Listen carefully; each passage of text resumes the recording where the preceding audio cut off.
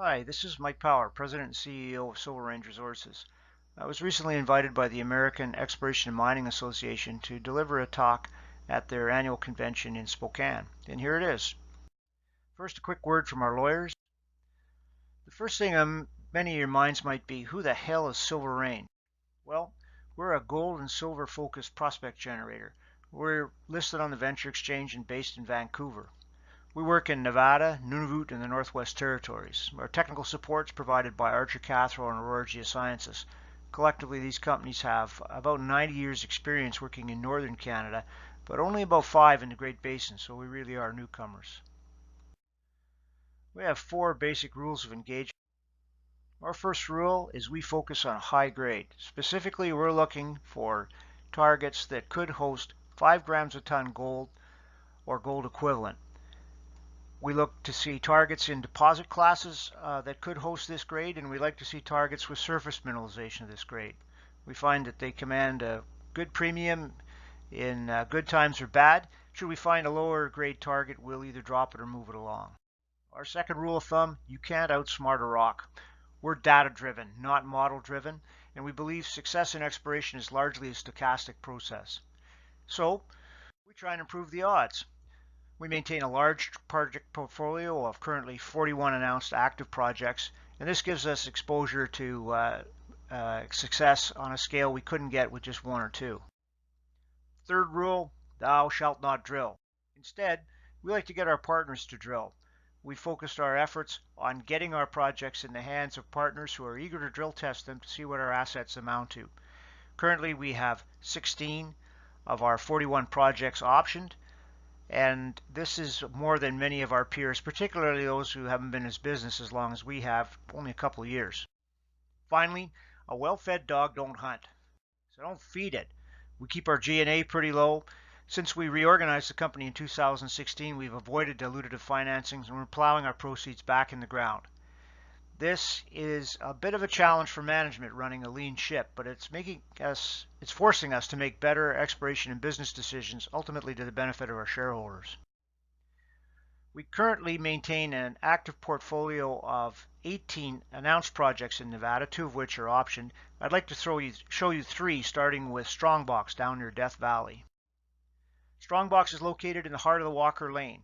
It's northwest of Beatty and southwest of Gold Point. The property, shown here in red, is in a large Jurassic batholith cut by northwest trending master faults of the Walker Lane system, but also importantly by north to north-northeast trending subordinate faults, and these have an important bearing on mineralization in the area. There's been mining in this area since the 1850s. Mexican placer miners moved in before Nevada was a state, and they were followed by Chinese placer miners in the 1860s and 1870s. In the 1870s and 80s, hard rock discoveries were made in the Tule Canyon area in roof pendants and in veins. Notable among the prospectors who worked there was Jack Longstreet, who was a bit of a desperado and quite a good prospector. He spent the latter part of his career looking for the lost Breyfogle mine in this area. In the 1890s and early 20th century, Tom Jaggers mined at the Dark Secret mine on the lower end of Tule Canyon. There was a rush to Tule Canyon again in 1906, led by Henry Stimler, one of the co-founders of Goldfield. And there's been placer mining and small-scale hard rock mining in this area since then. However, to our knowledge, there has been no modern exploration seeking the source of all the gold that's at the bottom end of Tule Canyon. And there's a fair bit there. This is the results of some surface sampling that we did in 2016. About a quarter of our samples came back better than 5 grams. Most of the mineralization we found is concentrated in the lower end of Tule Canyon on the west side of the canyon. But there's gold mineralization elsewhere, both on and adjacent to the property. Zooming in, gold in the Tule Canyon area straddles both sides of the wash. On the west side of the canyon, it's confined largely to this area of intense clay alteration here shown in stippled purple. This zone of alteration in the host granite contains kaolinite, smectite, illite, some limonite, and notably hematite in the south. There are quartz veins within this alteration zone. They're all moderately to gently east dipping, and they contain gold in grabs up to 27 grams. And we recently sampled a vein about here that returned 0.7 meters at 37 grams. On the east side of Tule Canyon, mineralization is a little different. It's hosted in steeply dipping veins. There's one major one here that's been worked through a series of underground workings. And we've sampled material here ranging from 5 to 27 grams from some of the old stopes. Here's a quick aerial view. We're flying down Tule Canyon, looking to the west. And you can see on the west side of the canyon is the area of the Dark Secret mine. The rocks are extensively altered. There's been some modern dry wash placer operations. Now we're looking north along Tule Canyon. And on the east side of Tule Canyon, in the hills you see there in shadow, are the more modern underground workings. On the west side of Tule Canyon, in the area of the Dark Secret mine, mineralization is hosted in small quartz veins. They're typically a few centimeters to up to half a meter. We saw one underground that large. But for the most part, they have limited strike extent. They're enclosed in a larger envelope of clay alteration. We have sampled across the entire sequence and got up to 40 meters at a half a gram and 20 meters at just under a gram. The clay alteration is characterized by extensive hematite alteration in the lower end. And there's been recent dry wash placer operations on this side of the canyon. All of the veins that we've seen here are gently east dipping. In contrast, the veins on the east side of Tule Canyon are hosted in intact granite. They're steeply east dipping, and they're somewhat wider than on the west side, up to 1.5 meters wide. They've been exploited through a series of underground workings, most notably along one vein running on the east side of Tule Canyon. Along this vein, there's a central drift accessed through several adits. There's stopes that daylight one wins. We've sampled material between 5 and 27 grams from the back of some of these stopes here. A friend of mine in Goldfield tells me that during the 1980s, operators were taking truckloads of material from this operation and perhaps from the mining on the west side of Tule Canyon by dump truck up to Goldfield, putting it on the leach pad at the mine that was operating there. We ran geophysics at STRONGBOX, total magnetic field and horizontal loop electromagnetics field surveys. Here are the HLEM resistivity results. The hot colors in this diagram are areas of high resistivity, and the greens and lower colors here are areas of low resistivity. We're in the middle of quite an altered intrusive complex, so most of this rock is low resistivity. This is the area of the clay alteration. You can see the surface grab samples here, and here are the underground workings on the east side of Tule Canyon. The central result of this survey was to delineate a resistivity high that runs along the east side of Tule Canyon, shown right here, with some subordinate splays. We feel that these features here represent silicified conduits to the mesothermal mineralization we found in the lower end of Tule Canyon. Work to date at STRONGBOX has defined the following target model. We believe the mineralization in lower Tule Canyon is hosted in mesothermal quartz veins within a positive flower structure. This feature is developed along an inflection in one of the dominantly north to north-northeast striking faults. On the west side of Tule Canyon, in the area of the Dark Secret mine, the veins are gently to moderately east dipping. On the east side of Tule Canyon, the veins steepen up, but are nonetheless east dipping. Geophysical data suggests that there are additional structures off to the east of the east workings in the flat area. The mineralization we found to date here is high grade. It appears fairly extensive, and we think STRONGBOX is ready for drill testing. Second project I'd like to show you is SKYLIGHT. It's located about 30 miles northeast of Tonopah. The first mineralization in this area was discovered around 1905, about the time Tonopah was discovered, but things really took off in 1913 with the discovery of the Orizaba mine, shown in this photograph. It produced about $128,000 worth of high-grade silver between 1913 and 18 and continued to produce into the early 1940s. It was the site of a small boom town and led to the formation of the Republic Mining District in the area. To the south, the Coal Spring mine, more a series of small workings with a central mill than a single large mine, was discovered in the early 1920s, and production there continued into the early 1980s. In 2006 and 7, Newmont and Rimfire Metals moved into this area. They were running a large joint venture looking at targets along the Walker Lane from north of Hawthorne down to Beatty. This area, specifically a set of claims called Poncho that are the site of this current property we're working, was a high priority target that popped out of their work. Basically, Rimfire was mining Newmont's data to find targets. At the end of their joint venture, they drilled 6 holes in the area around the periphery of this target. Unfortunately, that was the end of the joint venture, and Rimfire was unable to continue work with another partner, and the property lapsed. We picked it up in 2016. Let's have a look at why this was such an interesting project for them. Skylight's located on the north rim of the Walker Lane near an Oligocene caldera complex. It's in a region where there are numerous epithermal camps. We have Tonopah to the southeast. Here's Allegiance Eastside Project, Red Lick Summit, and off to the northeast is the Round Mountain Mine. Zooming in, the property, shown here outlined in red, is underlain by basement rocks consisting of Looning Formation carbonates and clastics.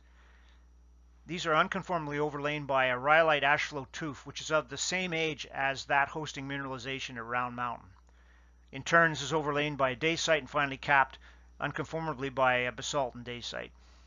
The rocks are cut by northwest trending master faults of the Walker Lane system and by northeast to north trending secondary faults. These are dominantly extensional faults, and they host epithermal mineralization in this district.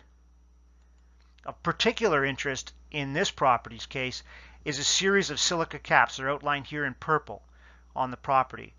They are the tops of an epithermal system that's been progressively downdropped to the northwest. This property is located just west of the Coal Springs deposit, which would be just off this map. Silica caps span an area of about half a mile. They cap some of the volcanic rocks. They are composed of brecciated silica almost entirely, but although there's small areas where there's laminated silica. To us, this suggests we're looking at the very top of a fully preserved epithermal system. On the flanks of the system are gullies with extensive clay alteration. These were the areas targeted by Newmont and Rimfire during their campaign at Skylight. We believe that this system is quite vent proximal. There's indications we're quite close to the heat source. That's based on the presence of breccia and of finely laminated silica in a vent proximal setting. The drilling conducted by Newmont and Rimfire in 2006 and 7 was entirely on the periphery of the project. There were no holes drilled underneath the silica caps. 3 of their 6 holes intersected gold, the best intersection being 10 meters at about a half a gram. The principal result of this drill program was to demonstrate that this system is auriferous, but they didn't fully test it. Silver Range ran a 3-dimensional IP and resistivity survey on the property a couple of years ago. Here's some of the results. In black outlined here, you see the silica caps. We're looking at a plan view of the chargeability results. You can see the survey lines here. Outlined in red is an isosurface enclosing chargeability greater than 5 millivolts per volt. We found no sulfides on this property. Everything's deeply weathered. And we believe that these chargeability anomalies represent clay alteration zones surrounding faults in the basement rocks underlying this system. Collectively, they form a network. And we believe that what you're looking at here is basically the epithermal plumbing system beneath these silica caps. The resistivity survey delineated a larger area of high resistivity beneath the silica caps, but as I'll show you, I think this is more a bedrock feature than a primary indication of the epithermal system. Let's look at a cross-section from west to east across the heart of the system where many of these chargeability linears meet. If we look at the resistivity on the right, we see that there is a zone of high resistivity, gently dipping off to the west. We believe these are the basement Looning clastics and carbonates, and they're overlain by relatively conductive volcanic rocks.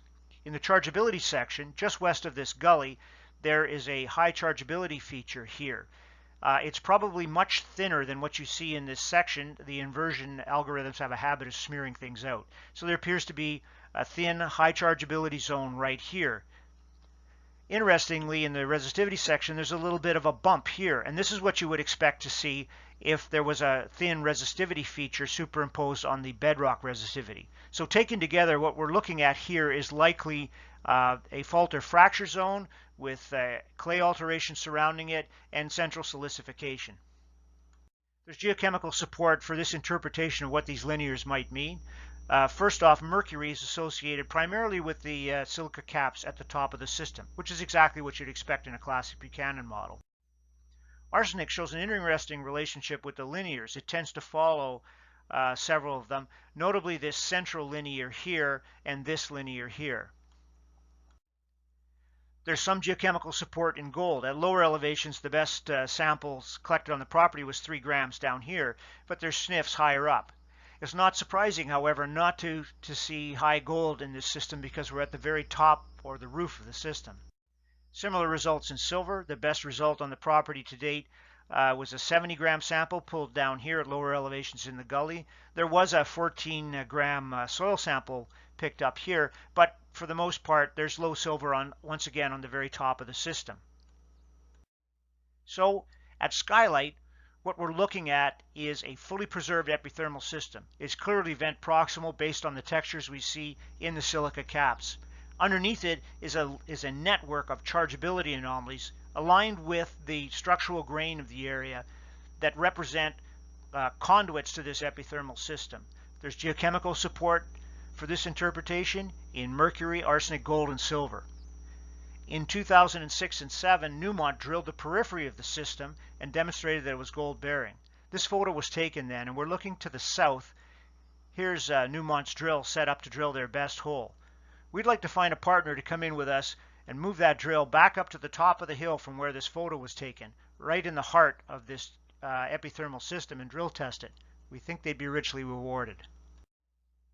The last project I'd like to show you is Cold Springs. It's located about 50 miles east of Fallon on Highway 50.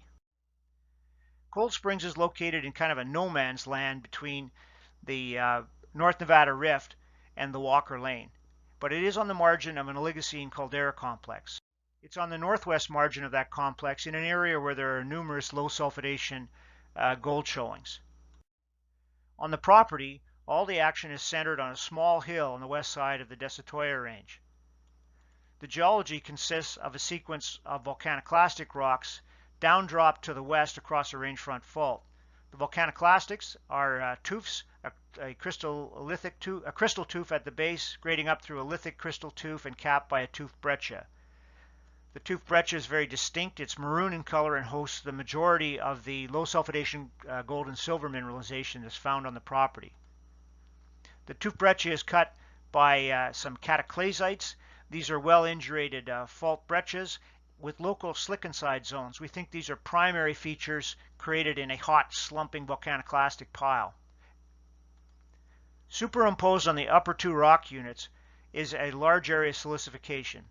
There's a first stage zone of pervasive silicification or quartz flooding. That's shown in the stippled or cross-hatched purple.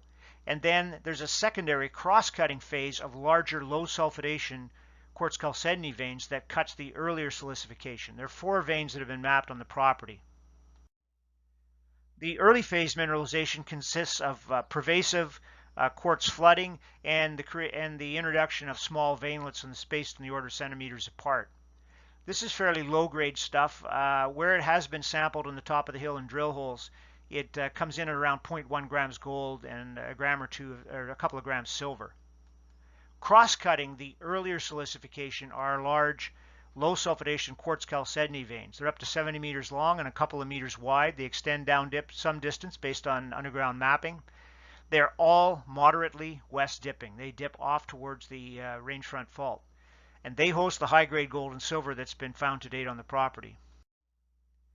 These second stage quartz chalcedony veins are clearly low sulfidation epithermal based on the textures. You have classic quartz after calcite texture.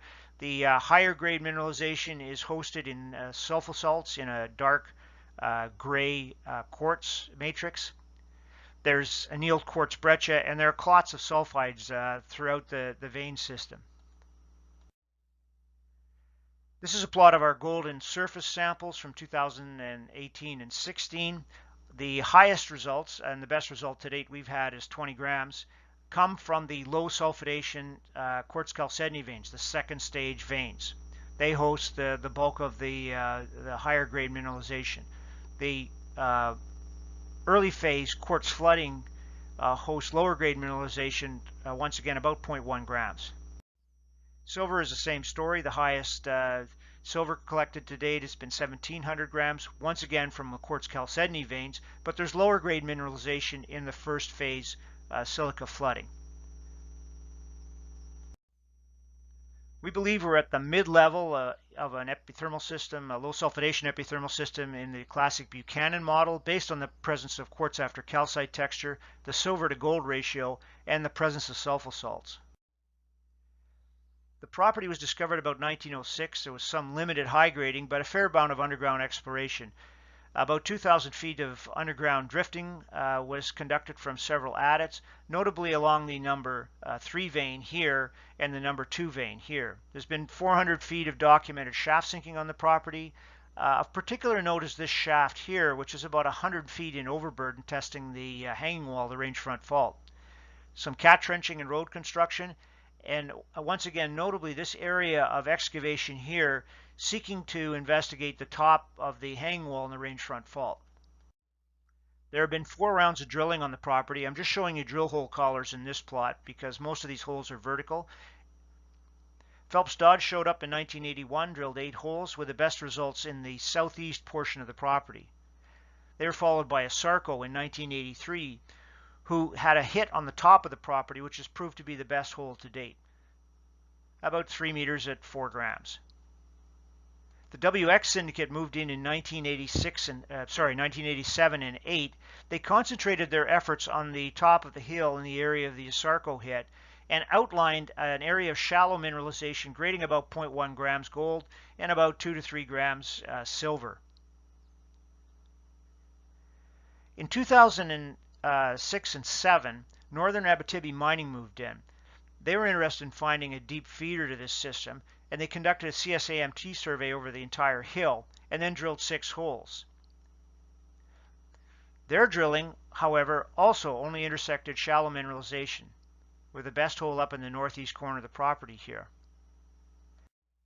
If we look at a block model of all of the drilling conducted to date, so this is drill collars on topography, and we exclude all values less than 0.2 grams. So if you see a red bar here, it's better than 0.2 grams.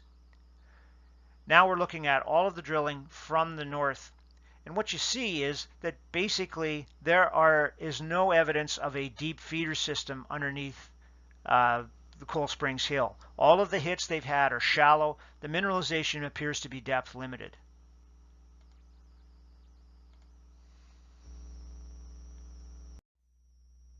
This has led us to the following target concept. Let's look at a cross-section from southwest to northeast. We have the west to southwest dipping volcaniclastic rocks. They're cut by the first and second stage silicification. All the veins in the silicified rock dip moderately to the west. They're cut by, the whole sequence is cut by a range front fault, which has downdropped the stratigraphy to the west. Now it's clear that the source of the system at Coal Springs can't be beneath it. Drilling has failed to intersect any evidence of a feeder system, and also the veins here all dip moderately to the west. This wouldn't be consistent with a system rooted under the hill. So we believe that the source of the system must lie off to the west beneath alluvium in the range front. To test this theory, we conducted a 3-dimensional IP survey on the property this year. We focused our attention immediately adjacent to the known surface mineralization west of the range front fault. The survey was conducted on 150 meter space lines with 50 meter dipoles read to the 10th separation. Let's have a look at the results of this survey. The principal result of this survey was in the resistivity. We're looking at a block model here. You can see the survey lines. Here are the traces of some of the drill holes beneath the hill at Cold Springs. The survey identified a large region of low resistivity about 200 meters west of the rangefront fault. You're looking at an isosurface here enclosing material less than 30 ohm meters. This target is depth limited in this projection at 200 meters, but there really is no evidence of a bottom. This is basically the depth of investigation is 200 meters, and we've truncated everything below. There were a few cells above 80 meters that have been truncated in this plot, but basically the top of the resistivity low is at 80 meters. And this is a reasonable estimate of the depth to bedrock in this area based on drilling closer to the rangefront fault. What we believe this feature is a resistivity low surrounding the conduit that is the source of the low sulphidation mineralization in the Cold Springs area. We believe this is a good drill target. So at Cold Springs, we see a large low sulphidation epithermal system that's carrying high-grade gold and silver. But what we see exposed is clearly the periphery, the edge of a larger system. The mineralized veins all dip moderately to the west, and there's no evidence of a feeder system beneath the mineralization despite extensive drilling. The system center is likely downdrop to the west across the rangefront fault, and geophysical surveys have defined a large compact resistivity low in the footwall rocks. We believe this is an argillic alteration zone surrounding a hydrothermal source. So that's it. Thanks for the chance to show you Silver Range and what we're up to.